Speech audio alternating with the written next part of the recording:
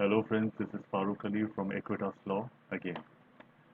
Today we are going to discuss on a very elemental topic which is judicial review.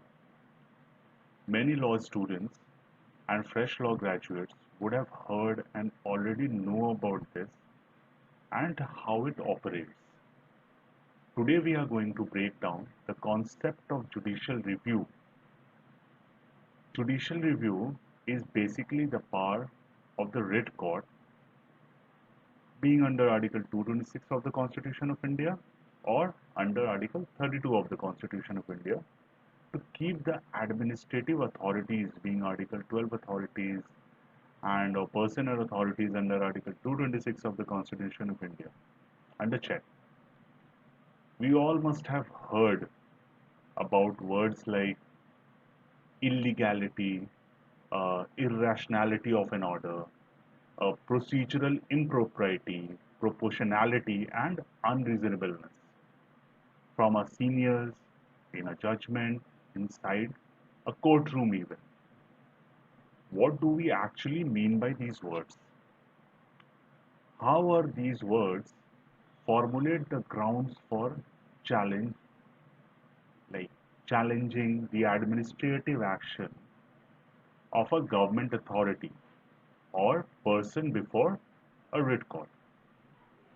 The first and foremost principle we must need to know before entering into the grounds of judicial review is that the scope of judicial review is limited to the deficiency of decision making process and not the decision itself.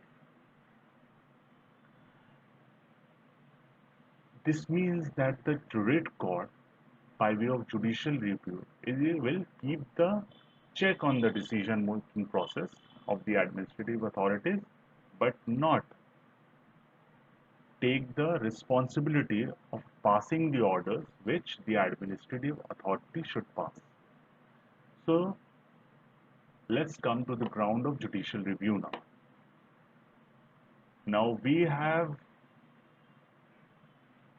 broken down the grounds of judicial review into 5 pointers.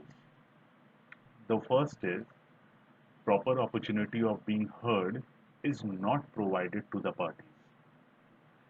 The authorities have considered any irrelevant material and a document on record. The authority have analyzed the documents and the facts, but putting the law of the land which is inapplicable to the case. 4. Did not pass orders on the grounds and views of the relevant documents. 5 is considered which are not in records.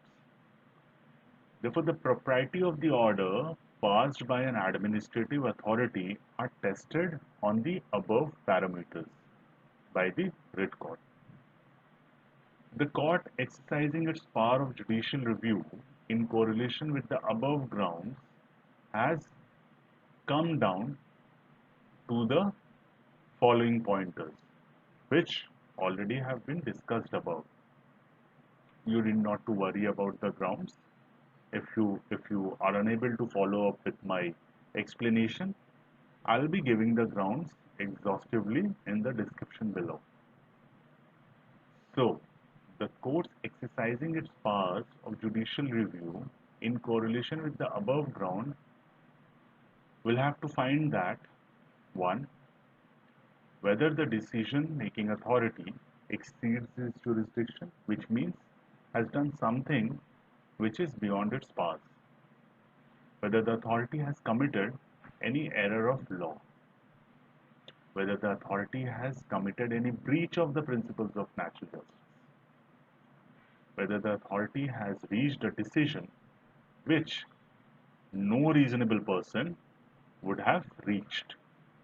Like the order passed by the administrative authority is so bad that none of us can fathom. Number 5 again is whether the authority has abused its powers.